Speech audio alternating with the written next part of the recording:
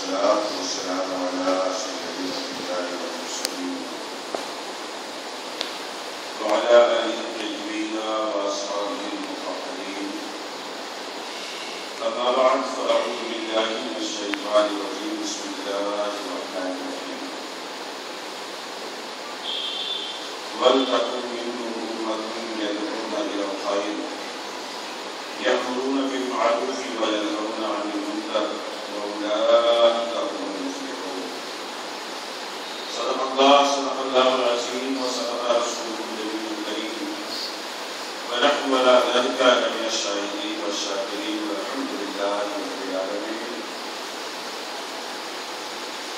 ضروری باتیں میں آپ کے سامنے اس سے پہلے آئیے ہم اور آپ سے مل کر اپنے اور ساری کائنات کے آقا مولا صلی اللہ علیہ وسلم کی بارگاہ میں حضور شریف پیش کر رہے ہیں.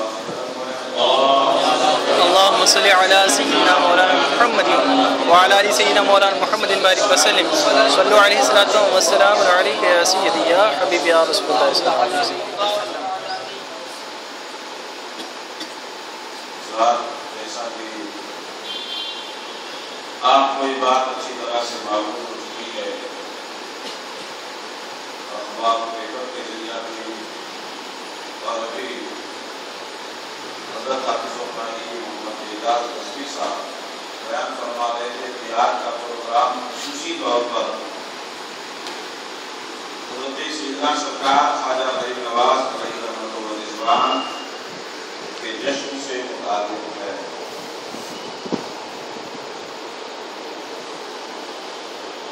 بہت ساری باتیں آپ سنتے رہتے ہیں، آج بھی آپ نے سنا. ابھی میں جب حاضر آیا میرے محترم حضرت حافظ القاری محمد ریاض صاحب کا سرکار خواجہ غریب نواز علیہ رحمۃ و رضوان کی ذات بابرکت سے متعلق بیان فرما رہے تھے اور شان اولیاء کرام کا اظہار کر رہے تھے.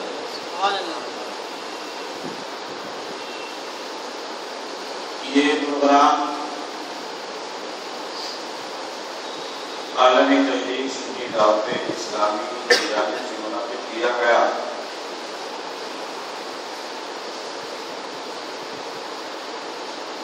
اور گرامی پر حضرت حافظ القاری محمد عارف اختر رضوی صاحب نے میں ابھی بتاؤں گا کیونکہ یہ خود مبلغ ہیں سنی دعوت اسلامی تحریک کے، اور انہوں نے عنوان دیا تھا کہ حضرت سیدنا سرکار خواجہ غریب نواز اور آپ کے تبلیغی خدمات. یہ بھی تبلیغ کرتے ہیں الحمدللہ. یہ تبلیغ اور یہ دعوت سنی دعوت اسلامی اور ان کی جو تبلیغ ہوتی ہے وہ سنی تبلیغ ہی ہوتی ہے. سبحان اللہ. اور یہی تبلیغ حضرت سیدنا سرکار خواجہ غریب نواز علیہ رحمۃ و رضوان نے ہندوستان میں بھی فرمائی اور ہندوستان سے باہر بھی آپ کی تبلیغ فرمائی. سبحان اللہ. آپ کی تبلیغ بے سنی تھی. سبحان اللہ. الحمدللہ. بے شک. آپ کی تبلیغ تھی، جو باتیں آپ نے بیان فرمائی وہی باتیں آج یہ تحریک بھی عوام تک پہنچانے کی کوشش کرتی ہے. سبحان اللہ.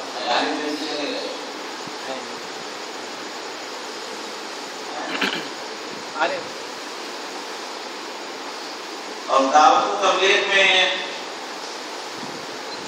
بہت ساری قربانیاں دینی پڑتی ہیں. میں عرض کر رہا تھا حافظ عارف اختر صاحب، ظاہر سی بات ہے دین کا کام کرنے کے لیے قربانی کی ضرورت ہوتی ہے. تو حافظ عارف صاحب اپنی قربانی تو دیتے ہی ہیں. ظاہر سی بات جب سے یہاں بیٹھے ہیں اپنے مکتبے میں ہوتے تو بہت ساری کتابیں بھی بیچ سکتے تھے. ہمارے جاوید بھائی بھی یہ بھی بیچ سکتے تھے کتابیں. تو یہ قربانی انہوں نے دی. یہ تو ہر مبلغ اور ہر داعی کے لیے ضروری ہوتا. اور حافظ ظاہری اختر صاحب قربانی دیتے ہوئے دوسروں کو قربان بھی کرتے ہیں. میں نے بڑی معذرت کیا ان کو، ابھی میں اس پوزیشن میں نہیں ہوں کہ میں کچھ جا کے بیان کروں، لیکن نہیں صاحب، جانا ہے بیان کرنا ہے تو کرنا. سبحان اللہ. بہرحال یہ طرف ہے حضور سیدنا سرکار خواجہ رحیم نواز علی رحمۃ الاسلام کا کہ ناچیز آپ کے سامنے حاضر ہے اور کچھ بیان کر دے گا، اس لیے کہ آج مجھے اپنے مرض میں افاقہ محسوس ہوتا. سبحان اللہ. تو دعوت یا تبلیغ، ان کی تحریک کا نام ہی نہیں رکھا گیا سنی دعوت اسلامی. دعوت کا لفظ و معنی سنتے رہتے ہیں. تم نے دعوت کی نہیں سنی؟ دعوت میں گئے بھی ہیں، لیکن بچوں کو بتانا چاہوں گا دعوت آئے دن شادیاں ہوتی ہیں، دیگر تقریبات ہوتی ہیں، فلاں جگہ دعوت ہے، فلاں فنکشن ہال کی دعوت ہے، تو عموماً ذہن کھانے کی طرف جاتا ہے. لیکن دعوت کا مطلب کھانا نہیں ہوتا. دعوت کا مطلب کھانا نہیں ہوتا. دعوت کے لفظی معنی ہوتے ہیں پکارنے کے، بلانے کے. تو آپ چونکہ جب کسی کے یہاں شادی ہوتی ہے، عقیقہ ہوتا ہے، تو وہ بھی لوگوں کو بلاتا ہے. بلانا وہاں بھی جیسے کہ خواجہ غریب نواز کا انعقاد کیا گیا، یہاں بھی آپ کو دعوت دی گئی، یعنی آپ کو بلایا گیا. دعوت کا مطلب کھانا نہیں ہوتا ہے. میں نے عرض کیا دعوت کے کا مطلب ہوتا ہے بلانا، پکارنا. یہ اس کا لغوی معنی ہے. اصطلاح میں کہتے ہیں اللہ اس کے رسول صلی اللہ تعالی علیہ وسلم کی باتیں بیان کرنے کے لیے، سننے کے لیے لوگوں کو بلانا، لوگوں کو آواز دینا، لوگوں کو پکارنا، یہ ہے دعوت. تو سنی دعوت اسلامی گویا کہ ان کی دعوت جو ہے وہ سنی اسلامی آواز کی طرف اور پیغام کی طرف ان کی پکار، ان کی دعوت ہے. سبحان اللہ. سبحان اللہ. دعوت دینے والے تو بہت اسلام کے نام پر طرح طرح کی جماعتیں ہیں، وہ آپ کو بلاتی رہتی ہیں، دعوت دیتی رہتی ہیں، لیکن انہیں وہاں بلانے کے بعد، پکارنے کے بعد جب آپ ان کے بلانے پر حاضر ہو جاتے ہیں، پھر وہاں کیسی کیسی باتیں کی جاتی ہیں. کبھی انبیاء کی شان میں توہین کی جاتی ہے، کبھی اولیاء کرام کی شان میں گستاخیاں کی جاتی ہیں. یہ دعوت دے کر کے ایسا کام کیا جاتا ہے. لیکن الحمدللہ سنی دعوت اسلامی کا طریقہ کار یہ ہے کہ یہ اسلامی دعوت دیتے ہیں، اسلام کے نام پر، سنت نبوی کے نام پر یہ بات کو بلاتے ہیں، تو اللہ اس کے رسول صلی اللہ علیہ وسلم کے پیغام کو آپ تک پہنچاتے ہیں، اور انبیاء کرام اور اولیاء کرام کی شان و عظمت آپ کے سامنے رکھتے ہیں، تاکہ آپ کے سینوں میں انبیاء کی بھی محبت بس جائے، اولیاء کرام کی محبت بھی بس جائے. تو یہ ہے سنی دعوت اسلامی. تو انہوں نے جو دعوت دی یہ وہی دعوت ہے جو حضور سیدنا سرکار خواجہ رحیم نواز علیہ رحمۃ الرضوان نے آج سے بہت پہلے ہندوستان کی سرزمین پر پیش کیا تھا. اللہ تبارک و تعالی جل وجلہ الکریم اپنے مقدس کلام میں ارشاد فرماتا ہے وَلْتَكُنْ مِنْكُمْ أُمَّةٌ يَدْعُونَ إِلَى الْخَيْرِ. تم میں ایک جماعت ایسی ہونی چاہیے جو بھلائیوں کی طرف بلائے، دعوت دے. ایک جماعت ایسی ہونی چاہیے جو بھلائیوں کی طرف بلائے، یأمرون بالمعروف، وہ نیکیوں کا حکم دے، وینہون عن المنکر، اور بری باتوں سے منع کرے. وَأُولَٰئِكَ هُمُ الْمُفْلِحُونَ.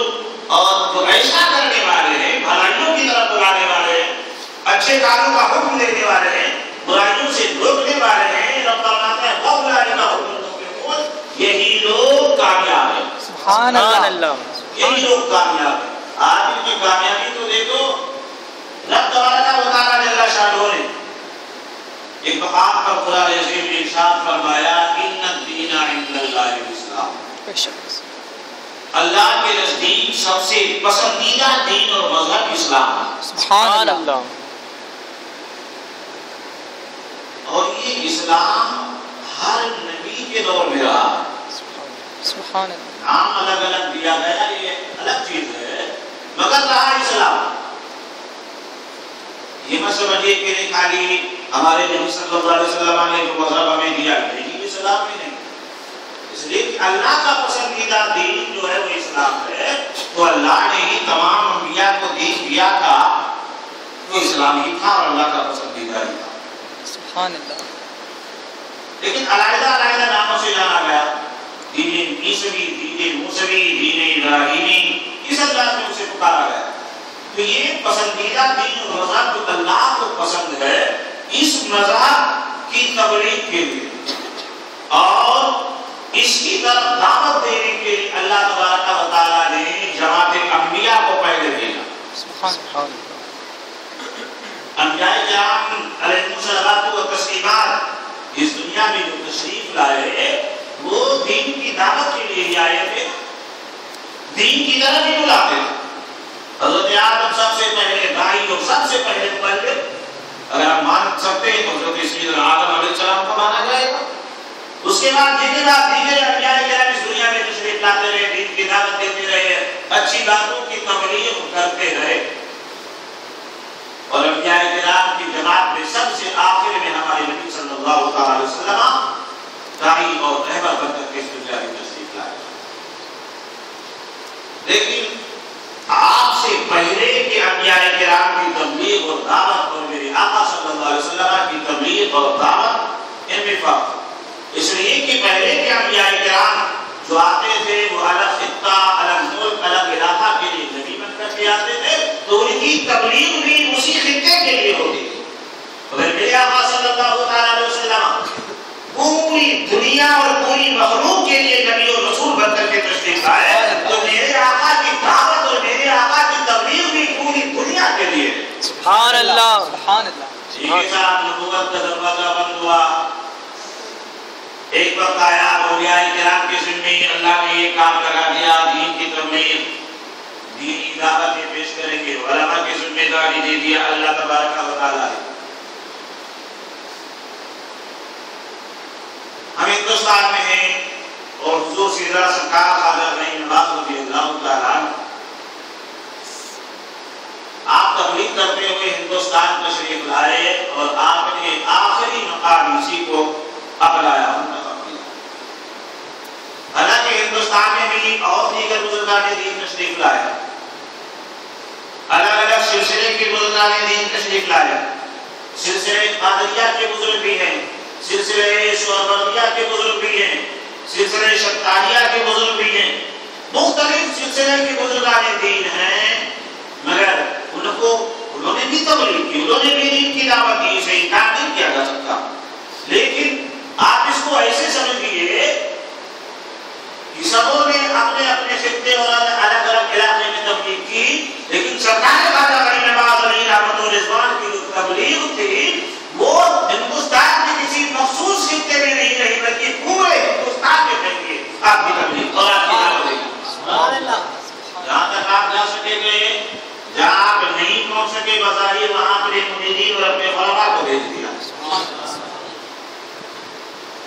آپ کی تبلیغ ہندوستان میں سارے بزرگوں کی تبلیغ اور دعوت پر بھاری نظر آ رہی ہے۔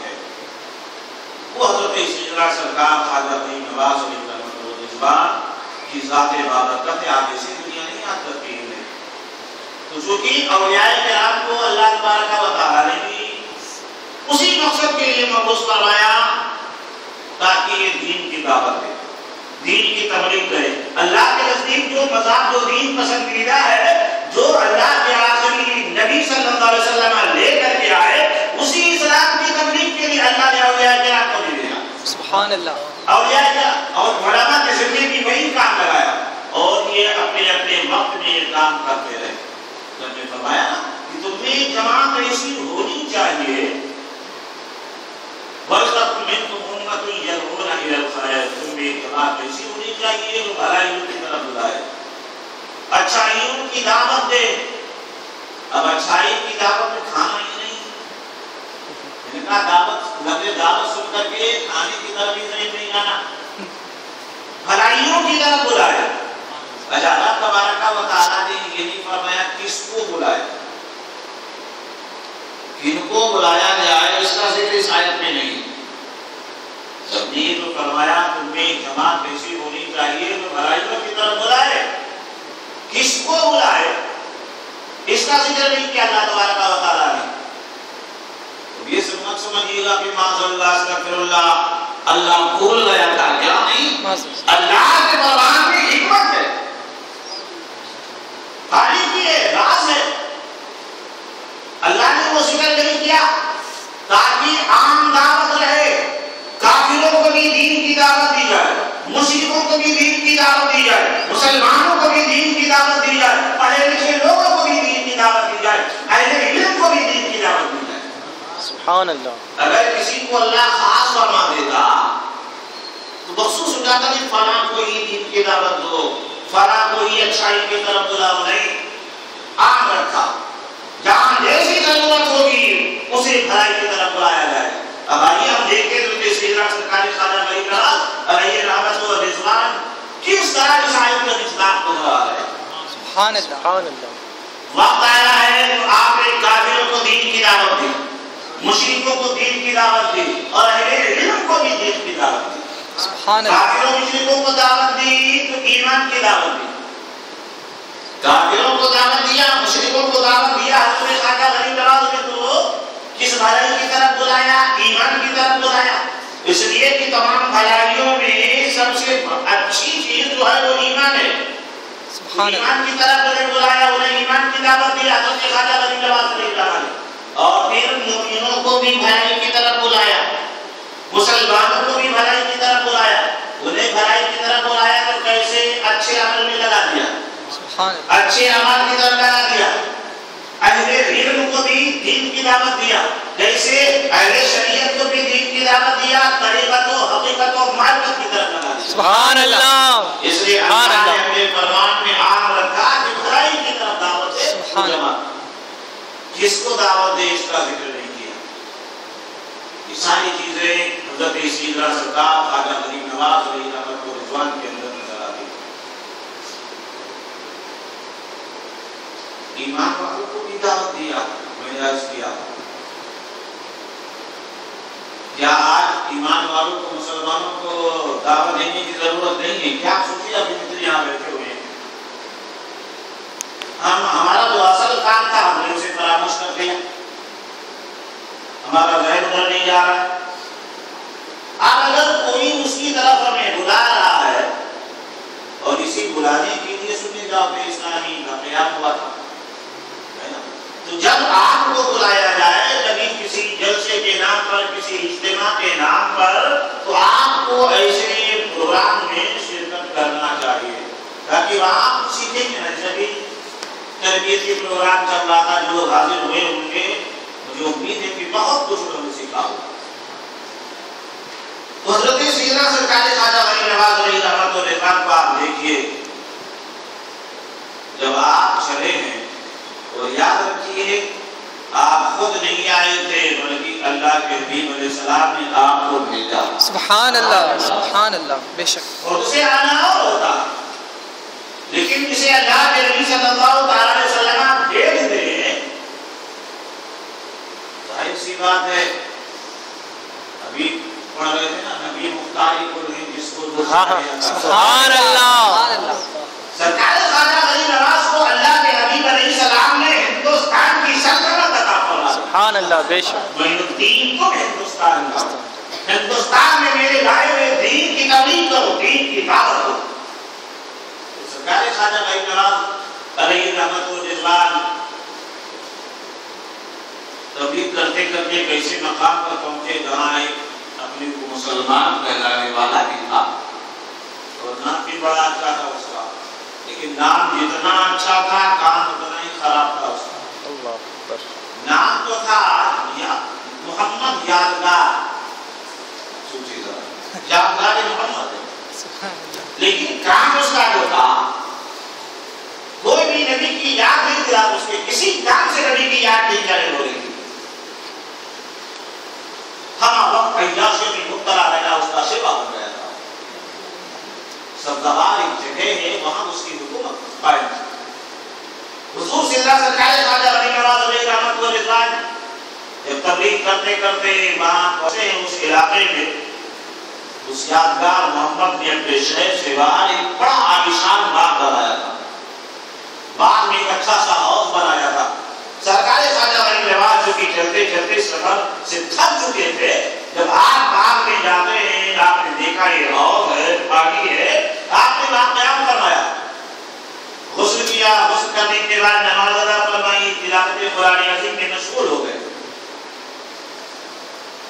مشہور تھا کہ یادگار محمد جو ہے وہ اپنے باپ کی شہید کرنے بھی کبھی کبھی آتا. اتنا بھی نہیں، آگے یادگار محمد آنے والا. جب اس کے لشکریوں کو معلوم ہوا نہیں حاکم آ جا رہا ہے، تو انہوں نے باغ کی اور اچھا صاف صفائی کی اور ہاؤس کے کنارے جہاں سرکار خواجہ غنی نواز بیٹھ کر کے قرآن عظیم کی تلاوت فرما رہے تھے، اسی کے برابر میں اچھی سی قالین لا کے بچھایا. اس کو چاہتے تھے کہ کہیں کہ خواجہ آپ یہ سرسر زمین چھوڑ دیجیے، اپنے بیٹھنے کا اور انتظام کر لیجیے. لیکن جلال ولایت کے سامنے ان کی زبان کھلتی نہیں تھی، وہ نہیں چاہتے تھے. جب یادگار محمد آیا، قالین کے برابر حضرت خواجہ کو بیٹھا ہوا دیکھا تو اس نے اپنے خادموں کو ڈانٹنا شروع کیا، برا بھلا کہنا شروع کیا. کہا تمہیں نہیں ہٹایا تو نہیں یہاں سے، میرے برابر میں یہ شخص بیٹھے ہوئے ہیں، تمہیں چاہیے تھا کہ ان کا انتظام کہیں اور کر دیتے، کسی اور جگہ پر انہیں بھیج دیتے. جب سرکار خواجہ غنی نواز نے اس کی یہ باتیں سنی تو آپ نے نظر اٹھا کے اس کی طرف دیکھا. ایک نظر ڈالی، آپ نے نظر ڈالی کہ اس کے جسم میں لرزش پیدا ہوگی، کپکپی پیدا ہوگی اور بے ہوش ہو کر کے زمین پر گر گیا. جب اس کے لشکریوں نے دیکھا کہ ان کا حاکم تو زمین پر گر گیا ہے بے ہوش ہو کر کے، حضرت خواجہ کی بارگاہ میں حاضر آتے ہیں، بڑی خوشامد کرتے ہیں، برابت کرتے ہیں. حضور معاف فرما دیجیے، آپ اللہ کے مخاطب بن گئے ہیں، اس نے آپ کے مقام اور مرتبے کو جانا نہیں، پہچانا نہیں، معاف فرما دیجیے. آپ نے اپنے خادم تھے کہ آپ کے پاس، انہوں نے بھی کہا کہ حضور اچھا ہوتا کہ آپ یہاں سے ہٹ جاتے. آپ نے فرمایا تھا تم جانا چاہو تو فلاں طرف کے قریب جا کے بیٹھ جاؤ، میں تو نہیں جانے والا. سبحان اللہ، میں نہیں جانے والا. سبحان اللہ. اگر آپ چلے جاتے تو یادگار محمد حقیقت میں یادگار بنتا کیسے؟ یہ یادگار بنتا کیسے؟ اگر آپ باغ خالی کر سکتے، باغ سے باہر چلے جاتے تو یادگار محمد بھی بنتا اور یادگار خواجہ بھی بنا. سبحان اللہ، سبحان اللہ. آپ نے اپنے خادم کو بلایا، جب اس کے لشکریوں نے خوشامد کی، لیاقت کی، حضور معاف کر دیجیے آپ کے مقام کو جان نہیں رہا ہے، پہچان نہیں رہا ہے. آپ نے خادم کو بلایا، پیالہ دیا، ہاؤس سے پانی بھر کے لاؤ، بسم اللہ الرحمن الرحیم پڑھ کے گرم کرو، اس کے اوپر چھڑک دو پانی. سبحان اللہ. خادم گیا، ہاؤس سے پانی لیا، بسم اللہ الرحمن الرحیم پڑھا. نہ معلوم کتنی بار اس نے بسم اللہ پڑھا ہوگا، لیکن آج اس کے مرشد کا حکم تھا بسم اللہ پڑھو. سبحان اللہ. پڑھا، پانی نے حکم کیا، پانی چھڑکا، یادگار محمد کو ہوش آ گیا. سبحان اللہ. اور نے کہا ہوش آیا ہے، نظریں جھکی ہوئی. سبحان اللہ. اب غرور نہیں ہے، گھمنڈ نہیں ہے. ہوش آتے ہی سرکار خواجہ غنی نواز کے قدموں پر سر رکھ دیا. حضور میں آپ کے قدموں میں سر رکھ کے توبہ کرتا ہوں، آج کے بعد تمام شرعی ممنوعات سے میں توبہ کرتا ہوں. سبحان اللہ. وعدہ کرتا ہوں آج کے بعد کسی برائی میں ملوث نہیں ہوں گا. آپ نے اسے اٹھایا، معاف فرما دے سرکار خواجہ غنی نواز نے. جب اس نے وعدہ کر لیا کہ حضور اب ایسے نہیں، چونکہ میں نے آپ کے دست مبارک پر توبہ کی ہے، اب آپ مجھے اپنے دامن میں وابستہ بھی کر لیجیے، سبحان اللہ، بیعت بھی کر لیجیے، اپنے سلسلے میں داخل فرما لیجیے. آپ نے سلسلے میں داخل فرمایا.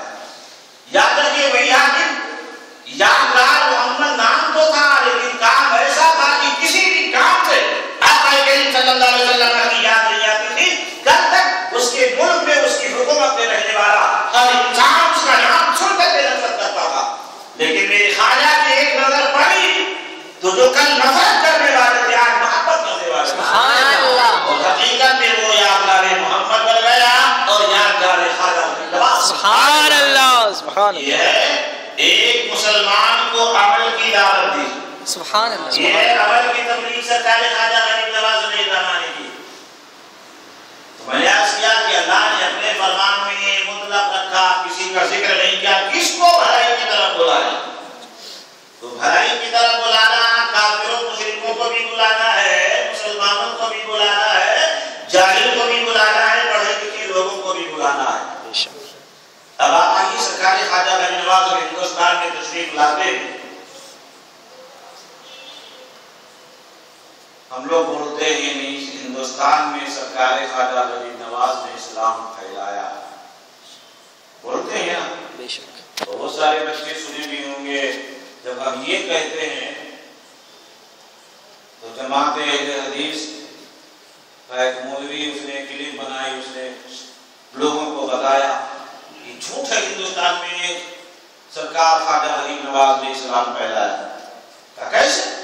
آج دیکھو جب خواجہ کا عرس ہوتا ہے تو ہندو بھی جاتا ہے, مسلمان بھی جاتا ہے, سکھ بھی جاتا ہے, عیسائی بھی جاتا ہے. یہ سب کیوں جاتے ہیں؟ اگر کسی کو خواجہ نے اس کے مذہب کو تبدیل کر دیا تو کیا اس کے مذہب والے خوش ہوتے خواجہ سے؟ کیا اگر ہندوؤں کو مسلمان بنایا خواجہ غریب نواز نے تو کیا ہندو قوم خوش ہوگی سرکار خواجہ سے؟ جب جاتے ہی اس کا مطلب یہ ہے کہ انہوں نے اسلام پھیلایا نہیں ہندوستان میں. اب ہمارے بچے نوجوان جو اپنے علماء سے جن کا رابطہ نہیں ہے, ان کے پاس اتنا علم نہیں, وہ بھی سمجھ لیتے ہیں بات تو صحیح ہے. اگر ایسا ہوتا تو یہ نہیں جاتے, نفرت کرتے سرکار خواجہ سے. حالانکہ نفرت نہیں کرتا کوئی. میں عرض کروں آپ کو صحیح فکر نہیں دی گئی, آپ کی سوچ کو تبدیل کیا جا رہا. آخر یہ وہی ہندوستان ہے جہاں محمود غزنوی بھی آئے, شہاب الدین غوری بھی آئے, فوج لے کر کے آئے, لشکر لے کر کے آئے, تلواریں چلیے, ہندوستان میں فتح حاصل کیا. آج میں برادران وطن برا بھلا بولتے ہیں, لیکن یہ وہی ہندوستان ہے جہاں سرکار خواجہ غریب نواز بھی تشریف لائے. انہیں کوئی برا نہیں کہتا. کیوں؟ یہ بادشاہ یہاں آئے تو انہوں نے تلوار چلائی تھی. نرانوں کتنے لوگوں کے سر کو قلم بھی کیا تھا, کتنے خطوں کو فتح بھی کیا ہے جس میں بادشاہ ہو رہے. لیکن میرے خواجہ جو ہندوستان میں آئے ہیں تو کسی پر جنگ نہیں کیا, کسی کو زبردستی مسلمان بنایا نہیں. وہ خود خواجہ کے کردار کو دیکھ کر کے, آپ کی تبلیغ کو دیکھ کر کے, آپ کے آثار کو دیکھ کر کے, حالات کو دیکھ کر کے خود بخود خواجہ سے قریب ہوتے تھے اور اسلام قبول کر لیا کرتے تھے. سبحان اللہ. آپ برا کیوں کہیں گے بھائی؟ اگر میرے خواجہ نے کسی مذہب والے کو زبردستی اسلام کی طرف جھکایا ہوتا تو یہ بات مانی جا سکتی تھی کہ لوگ برائی کرتے, مخالفت کرتے, لیکن کوئی تاریخ آج تک ایسی نہیں بتا سکتی ہے کہ جس میں لکھا گیا ہو کہ سرکار خواجہ غریب نواز نے کسی کو زور اور زبردستی اسلام میں داخل کیا. کیوں؟ ارے وہ حافظ قرآن بھی تھے, یہ محافظ قرآن بھی تھے. سبحان اللہ. سبحان اللہ. 9 سال کی عمر میں میرے خواجہ حافظ قرآن بن گئے. سبحان اللہ. اور قرآن میں ہے لا اکراہ فی الدین. سبحان.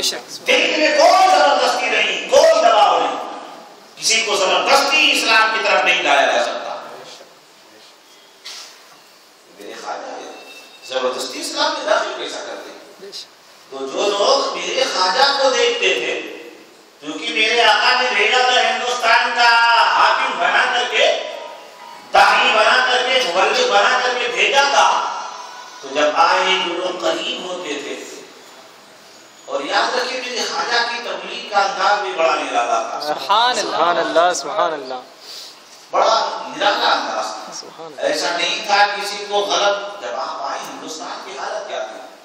پورا اکثر ہندوستان کو فلسطین تھا, مسلمان کہیں دکھتا تھا. حالانکہ اسلام پہلے آ چکا تھا ہندوستان میں, لیکن کسی مسلمان کو تراشنے کے لیے دور دور تک جانا پڑتا.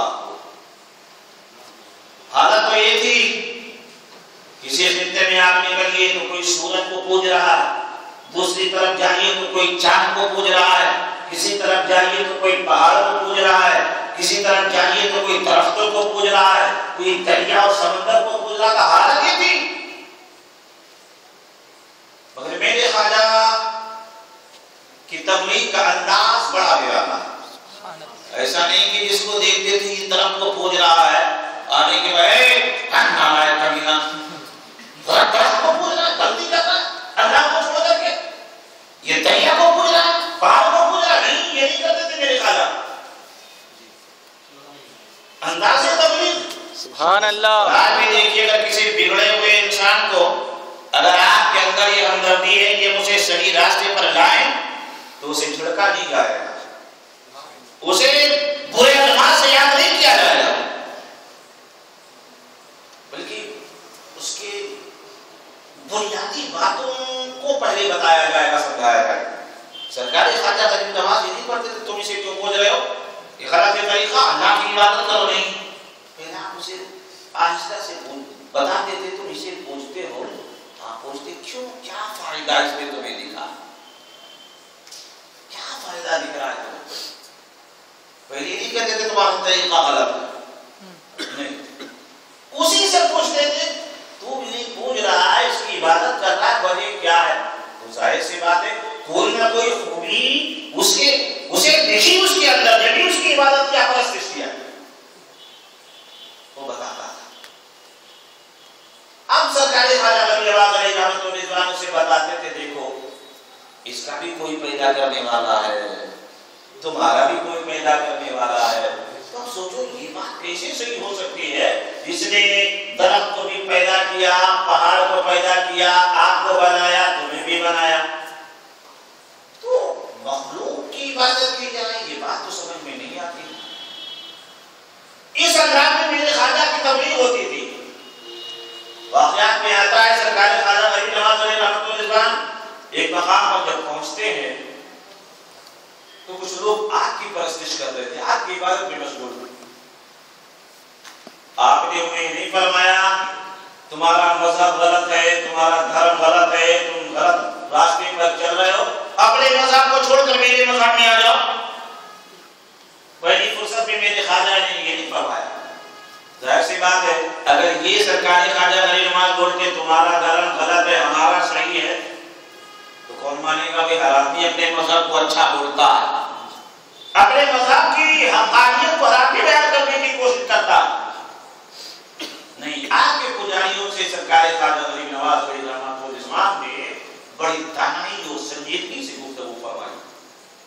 تم اسے پوچھتے ہو، کیوں پوچھتے ہو، کیا تمہیں فائدہ دکھ رہا ہے اس میں. پہلے ان کے حالات کا جائزہ لیتے تھے. بولے یاد رکھیے تبلیغ کرنے کے لیے، مبلغ کے لیے اپنے سامنے والے کے حالات کا جاننا بہت ضروری ہے. حالات کا جاننا، سامنے والے کے مزاج کو سمجھنا بہت ضروری ہے، ورنہ حالات کچھ ہیں، سامنے والے کا مزاج کچھ ہے، آپ اس کے اندر میں گفتگو کریں گے بجائے فائدہ کے نقصان پہنچ جائے گا. تو میرے خواجہ غریب نواز علیہ رحمۃ اللہ نے اس کے مذہب کو پہلی فرصت میں غلط نہیں ٹھہرایا. اس کی ان کے نظریے کی جانچ کی سرکار خواجہ غریب نواز نے. انہوں نے کہا آپ کے اندر بڑی شکتی دکھ رہی ہے، بڑی توانائی ہے، بڑی طاقت ہے، آپ کے اندر اتنی قوت ہے کہ اسے چاہے جلا کے راکھ کا ڈھیر بنا دیں. بڑی مہان چیز ہے. ہم اس کی عبادت اس لیے کرتے ہیں تاکہ کل یہ جہنم میں ہمیں جلائے نہ، ہم جہنم کی آگ سے جلنے سے بچ جائیں، اس لیے ہم آگ کی عبادت کر رہے ہیں. میرے خواجہ غریب نواز نے کہا جب انہوں نے کہا یہ جلائے نہ اس لیے ہم اس کی عبادت کرتے ہیں، مزاج کو سمجھ لیا مقصد کیا ہے اس کا. تو سرکار خواجہ غریب نواز نے فرمایا دیکھو تم اتنے دن سے آپ کی پوجا کر رہے ہو، اگر تم چاہتے ہو کہ جہاں تمہارا نظریہ ہے، تمہارا عقیدہ ہے، ہم عبادت اس لیے کرتے جہنم میں نہ جائے، ذرا کبھی اندازہ دنیا میں تو کر کے دیکھ لو. دنیا میں کبھی اندازہ تو کر لو، دیکھو جس کی تم اتنے زمانے سے عبادت کر رہے ہو کیا تمہیں یہاں کو جلاتی ہے کہ نہیں جلاتی ہے. اگر نہیں جلاتی ہے تو بات کو سمجھنے کی ہوتی کہ جہنم میں نہیں جلائے گی. لیکن جو آپ جس کی تمہیں عرصے دراز سے عبادت کر رہے ہو، جب دنیا میں تمہیں نہیں بچا سکتی تو آخرت کی آخرت میں کیسے بچا سکتی ہے؟ انہوں نے کہا ایسا ہے، آپ کو جلا دے گی دنیا میں؟ آپ نے فرمایا پھر جب یہ دنیا میں جلا دے گی تو آخرت میں بھی جلائے گی۔ کہا اچھا تو اس کا مطلب ہماری عبادت کا طریقہ غلط ہے؟ آپ نے فرمایا تم ہی فیصلہ کر لو۔ سبحان اللہ۔ انہوں نے کہا اگر آپ بول رہے ہیں آپ کا مذہب سچ ہے تو کیا سچے مذہب کے ماننے والے کو آگ نہیں جلائے گی؟ سچے مذہب کے ماننے والے کو آگ نہیں جلائے گی؟ سرکار خواجہ غریب نواز علیہ السلام نے آپ ارشاد فرمایا یقیناً ہم اس رب کی عبادت کرتے ہیں جس نے ہمیں پیدا کیا، تمہیں پیدا کیا، آپ کو بھی بنایا۔ اگر اس کی عبادت کی جائے تو میرا رب اس آگ سے جلنے سے دنیا میں بھی بچا سکتا ہے، آخرت میں بھی بچا لے گا۔ سبحان اللہ۔ دنیا میں بھی بچا لے گا، آخرت میں بھی بچا لے گا۔ وہ بات کہا آپ ایسا کر کے دکھا سکتے ہیں؟ خواجہ غریب نواز نے فرمایا عبادت میں کرتا ہوں اپنے رب کی نا، جس نے کائنات اور کائنات کے ذرے ذرے کو بنایا ہے، آپ کو بھی بنایا ہے، ہم اس کی عبادت کرتے ہیں۔ لیکن دیکھو میری جوتی کو دیکھو، میری جوتی تو عبادت نہیں کرتی ہے نا، عبادت میں کرتا ہوں، میری جوتی تو میرے پاؤں میں رہتی ہے، اس جوتی کو میرے پیر سے تعلق ہو گیا، ارے میری جوتی کو بھی آگ نہیں جلا سکتی۔ سبحان اللہ، سبحان اللہ، سبحان اللہ۔ آپ نے اپنی جوتی مبارک کو لیا، آگ میں ڈال دیا، لوگ دیکھ رہے ہیں، آپ کا کام جلانا ہے نہیں جلا رہے تو جوتی کو دیکھو۔ حقیقی معبود اور حقیقی رب کی عبادت کرنے والے کا طریقہ یہی ہوتا ہے، اور اس کا انجام بھی ہوتا ہے۔ جو اللہ وحدہ شریک کی عبادت دنیا میں کرے گا، رب میرا اسے دنیا کی آگ سے بھی بچا لے گا، آخرت کی آگ سے بھی بچا لے گا۔ سبحان اللہ۔ اتنے پجاری تھے، سب کے سب اپنی آگ کی عبادت سے توبہ کرتے ہیں، اور سرکار خواجہ غریب نواز کے دست مبارک پر توبہ کرتے اسلام میں داخل ہو جاتے ہیں۔ سبحان اللہ۔ وہ میرے خواجہ کی تبلیغ۔ سبحان اللہ۔ اس انداز میں، اس نظریے سے سرکار خواجہ غریب نواز علیہ السلام تبلیغ فرماتے تھے۔ کافروں کو بھی تبلیغ کیا، مشرکوں کو بھی تبلیغ کیا، اور مسلمانوں کو بھی تبلیغ کیا۔ آج ہمارے اندر سے یہ چیز ختم ہوتی جا رہی ہے، تبلیغ۔ قرآن میں ایک جگہ آیا ہے کنتم خیر امۃ اخرجت للناس تأمرون بالمعروف وتنہون عن المنکر۔ تم بہترین امت ہو اس لیے کہ تم بہترین امت ہو جو پیدا کیے گئے تاکہ تم لوگوں کو اچھائی کا حکم دو، برائیوں سے ہو۔ لیکن آج دیکھو ہمارا مزاج کیا بن گیا، کسی کو ہم غلط کرتے دیکھتے ہیں تو ہم سوچتے چلو وہ کر رہا ہے، ہمیں کیا لینا تھا نا، ہٹ جاتے وہاں سے، ہے نا۔ سوچے ہم نے 5 وقت کی نماز پڑھ لی، بہت ہے ہمارے لیے نہیں۔ ہم اچھائیاں کر لیں تو دوسروں تک یہ اچھائی پہنچانا بھی، اچھائی کی دعوت بھی دیتی ہے۔ کسی کو برائی کرتے ہوئے دیکھیں تو ہمیں برائی سے روک دینا بھی ہے، اسے کام نہیں چلے گا۔ اور یاد رکھیے اللہ کے نبی صلی اللہ علیہ وسلم نے ارشاد فرمایا کہ اگر کوئی ایک آدمی بھی اگر تمہاری وجہ سے صحیح راستے پر آ گیا تو سرخ اونٹوں کی ملکیت اور مالک ہونے سے زیادہ اچھا ہے۔ سبحان اللہ، سبحان اللہ۔ اور ایک حدیث پاک میں تو آقا نے فرمایا کہ اگر کوئی ایک آدمی بھی تمہاری بات کی وجہ سے صحیح راستے پر آ گیا تو پوری دنیا کی حکومت سے اچھا ہے۔ سبحان اللہ۔ ہم کب سوچیں گے کہ ہم کسی کو برائی کرتے ہوئے دیکھیں تو پیارے انداز میں، اچھے انداز میں اسے بتائیں، بھائی دیکھو ایسا نہیں کرنا چاہیے، غلط ہے، ہم مسلمان ہیں، مسلمان کا طریقہ کار یہ نہیں ہونا چاہیے۔ وہ رائے پر آئے یا نہ آئے مگر آپ کو یہ بات پہنچا دینے کا ثواب ضرور ملے گا، تو یہ انداز ہمارے اندر سے ختم ہوتا چلا جا رہا ہے۔ یہ طریقہ کار اپنانا چاہیے، اور اسی مقصد کے لیے سنی دعوت اسلامی تحریک کا قیام ہوا۔ مقصد یہی ہے کہ یہ اچھائیوں کا پیغام دے، برائیوں سے روکے، اور یہ اللہ کا حکم ہے، کوئی نئی چیز نہیں ہے نا۔ اب آئیے دیکھیے، ایک بات میں بتاؤں گا آپ کو، حضور سیدنا سرکار خواجہ غریب نواز علیہ السلام نے ایک واقعہ بیان فرمایا اپنے مریدوں کے سامنے، اور بیان کرنے کا مقصد یہ ہوتا تھا، ایسا نہیں کہ خالی آپ بھی سن لیجیے، آپ کو جو یہاں بلایا گیا، آپ یہاں تشریف لائے، اپنی مصروفیات کو چھوڑ کر بھی آپ آئے، اس کا مقصد صرف نہیں ہے کہ آپ سن بات نکال دیجیے نہیں. آپ جو باتیں کرنے کی ہیں اسے عمل میں لانے کی کوشش کیجیے. جو بچنے کی چیزیں ہیں اس سے بچیے. یہ ہمارا طریقہ کار ہونا چاہیے. تو سرکار خواجہ غریب نواز علیہ رضوانی بزرگ کا واقعہ بیان فرمایا اپنے مریدین کے سامنے, اپنے متقین کے سامنے. ایک بزرگ تھے جو 50 سال سے تنہائی میں بیٹھے ہوئے تھے. ان کی جھوپڑی تھی, جھوپڑی میں رہتے تھے, باہر نہیں جاتے.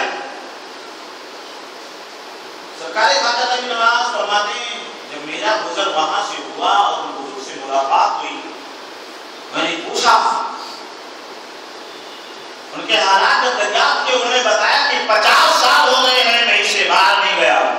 اور فرماتے ہیں میں نے پوچھا کیوں, وجہ کیا ہے باہر نہ جانے کی؟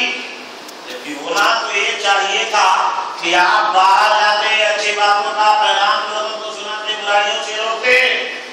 لیکن آپ نے یہ کام نہ کیا, آپ اپنے حجرے میں آرام کر رہے ہیں. بات فرماتے ہیں کہ انہوں نے بیان کیا اس بزرگ نے کہ ایک بار میں گزر رہا تھا تو ایک دنیا دار بزرگ تھا. سوچو سرکار خواجہ غریب نواز اپنے دور کے بزرگ کی بات فرماتے ہیں, اس نے بتایا کہ ایک دنیا دار بزرگ. اس دور میں جو دنیا داری تھی, آج کیسے کیسے دنیا دار ہیں.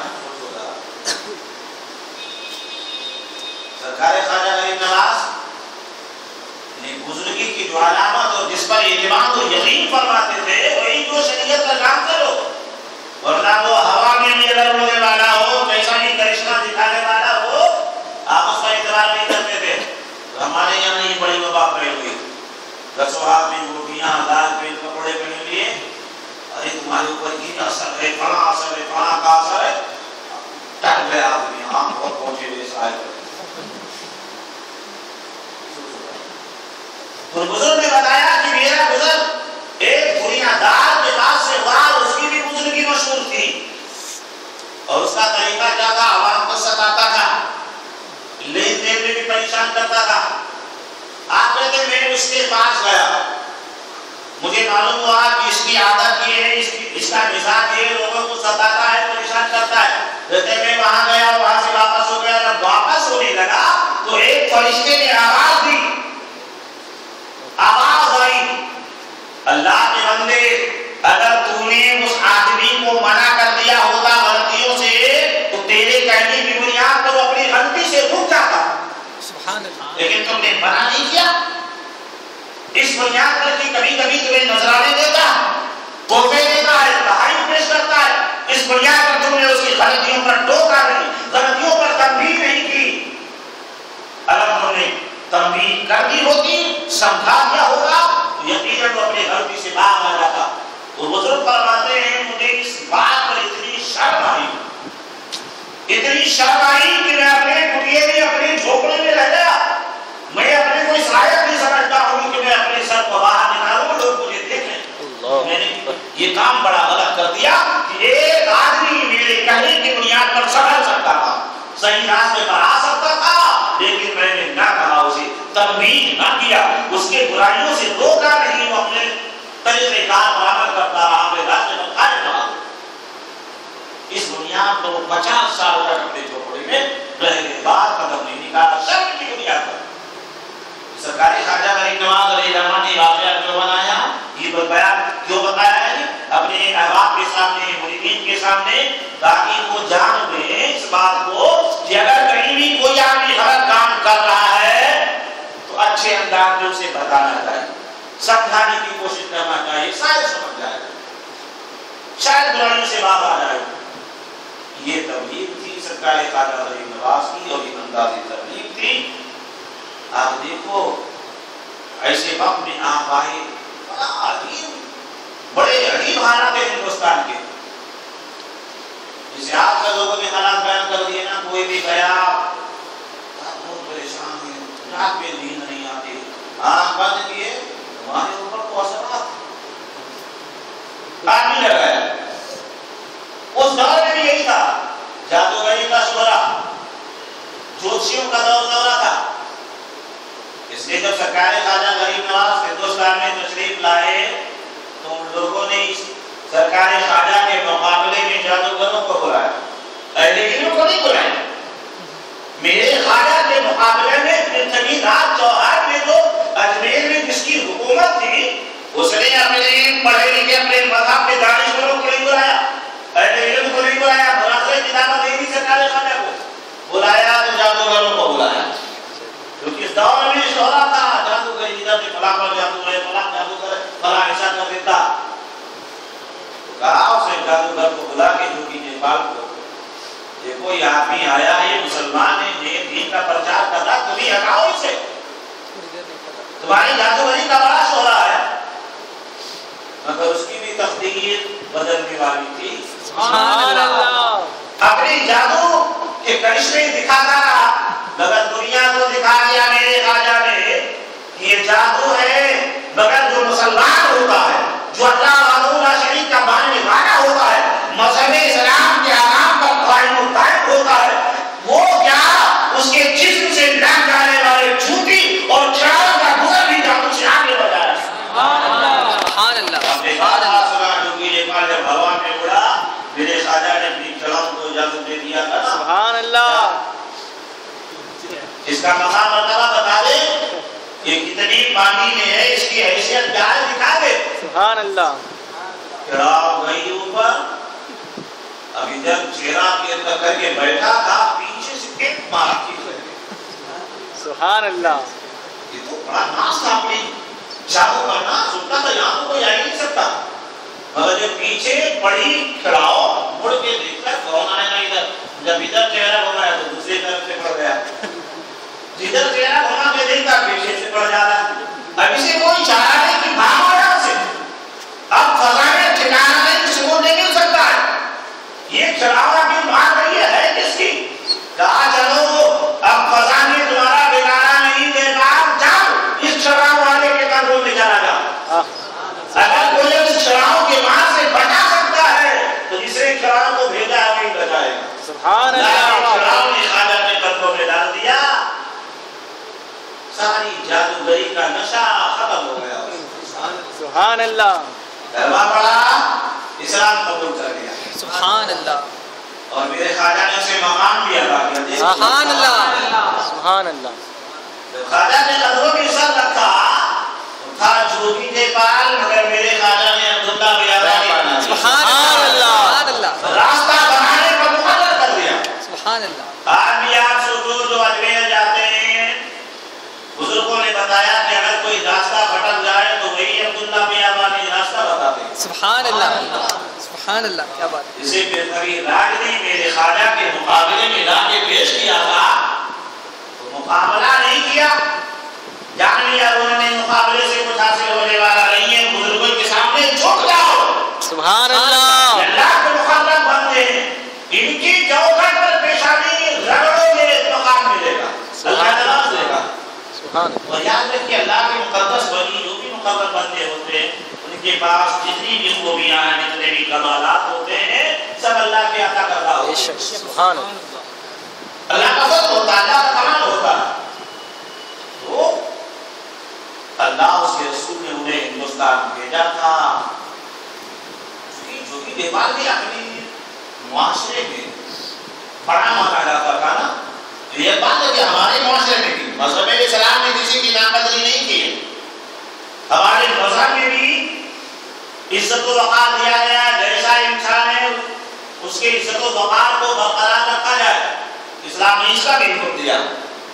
ایسا نہیں ہے کہ بھئی زمانے جاہلیت میں یا اسلام لانے کی صورت میں اگر کوئی بڑا مانا جاتا تھا, اب اگر اسلام قبول کر لیا ہے تو اس کی بے عزتی کی جائے نہیں, اس کی اجازت مذہب اسلام نہیں دے رہا. تو جو کہ جوگی نیپال اپنے معاشرے میں بڑا مانا جاتا تھا, عزت بڑا مانا جاتا تھا, لیکن جب خواجہ میرے خواجہ کے دستے حق پڑا تو اس نے اسلام قبول کیا تو میرے خواجہ اسے زمین کرتے ہرگز نہیں.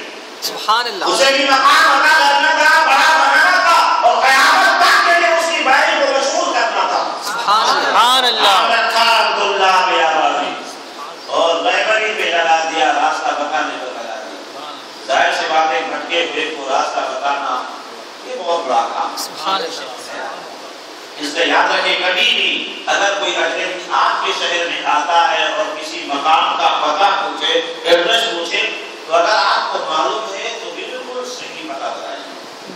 نہیں معلوم ہے تو معذرت کر لیجیے، مجھے نہیں معلوم ہے، آپ کسی اور سے پوچھ لیجیے، ہے نا؟ لیکن کسی کو بھٹکائیے نہیں، گمراہ مت کیجیے، کسی کو پریشان مت کیجیے۔